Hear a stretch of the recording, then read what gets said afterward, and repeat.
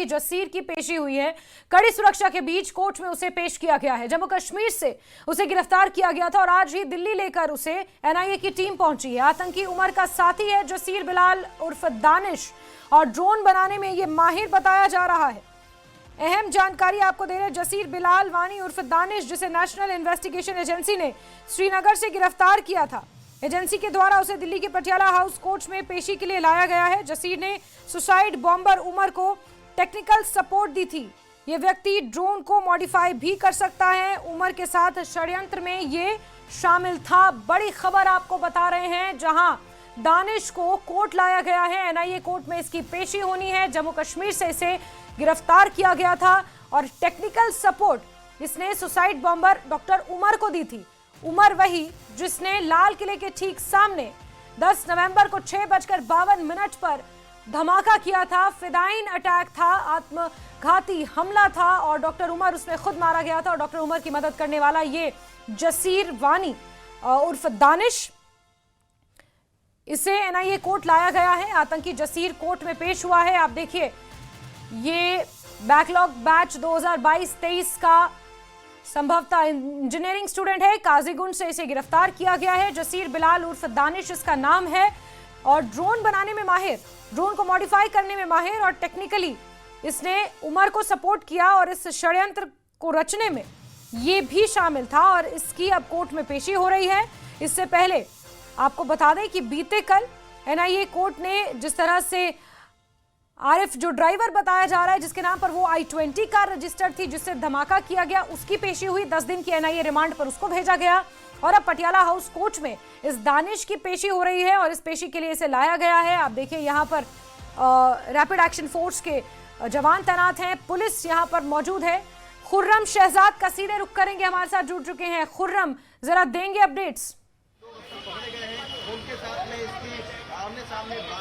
देखिए, जसीर बिलाल वानी उर्फ दानिश, उसको थोड़ी देर पहले ही जो एनआईए की टीम है वो पटियाला हाउस कोर्ट लेकर पहुंची है। जो वैन होती है वो यहाँ पर आई है। मैं आपको दिखा देता हूँ, ये पटियाला हाउस कोर्ट है और इसके जो आसपास का पूरा इलाका है, इस वक्त मीडियाकर्मी यहाँ पर हैं और सुरक्षा जो बल है वो बड़ी संख्या में अंदर और बाहर तैनात कर दिए गए हैं। ये जो शख्स है, दरअसल ये मुख्य सहयोगी था उमर का। उमर वही शख्स है जिसने सुसाइड बम के जरिए से जो लाल किला है वहाँ पर धमाका किया था और जिसमें अब तक जो है 15 लोगों की मौत हो चुकी है। तो उसको अभी लाया गया है। देखा जाए तो ये सीधे तौर पर दूसरी बड़ी गिरफ्तारी है। इससे पहले आमिर रशीद को गिरफ्तार किया गया था, लेकिन ये जो शख्स है इसके बारे में बताया जा रहा है कि अनंतनाग काजीकोट का रहने वाला है और इसको टेक्निकली जो है काफ़ी महारत हासिल है। ये ड्रोन को मॉडिफाई कर सकता है। इसने रॉकेट बनाने की भी कोशिश की थी। कई तरीके से ये इस पूरे षड्यंत्र में शामिल था। एनआईए की जो टीम है वो उसको लेकर Patiala house special NIA court में गई है। 2 बजे के बाद अंदर सुनवाई होनी है और जिस तरीके से हमने पिछली बार देखा था कि 10 दिन की रिमांड जो है वो एनआईए की तरफ से मांगी गई थी आमिर रशीद को लेकर, तो आज भी 10 दिन की रिमांड जो है मांगी जा सकती है। तो सीधे तौर पर इन कैमरा यही प्रोसीडिंग जो है वो हो सकती है, क्योंकि ये पूरा केस काफ़ी ज़्यादा सेंसिटिव है। बहुत सारे के जो खतरे हैं उनको देखते हुए पहली बार तो ज़रूर जो है एनआईए कोर्ट में फिजिकली पेश करना पड़ता है, लेकिन अभी जो है 2 बजे के बाद उसको पेश किया जाएगा और एनआईए अपनी तमाम जो आरोप हैं उसके ऊपर तमाम सबूत हैं, उन तमाम चीज़ों को वो कोर्ट के सामने रखेगी और रिमांड की डिमांड करेगी। ठीक है खुर्रम, इस बीच क्योंकि कोर्ट में पेश होना है और कोर्ट में क्या कुछ होगा वो इस पर ज़्यादा टिप्पणी ना करते हुए अगर इस तरह इस पूरे मामले को समझा जाए कि देखिए मैकेनिक की यहाँ पर इन्होंने फौज इकट्ठा कर रखी थी, टेक्नीशियंस की फौज इकट्ठा कर रखी थी। इसके अलावा जिस तरह से आमिर राशिद की गिरफ्तारी हुई, डॉक्टरों की यहाँ पर एक फौज इकट्ठा कर रखी थी जिसका नाम सामने आया। तो कुल मिलाकर क्या ये कहा जाए कि एक पूरा नेक्सस है जिसमें टेक्नीशियंस भी हैं, मैकेनिक्स भी हैं, कुछ ऐसे पढ़े लिखे बुद्धिजीवी वर्ग के लोग भी हैं, इसमें मौलवी भी शामिल हैं।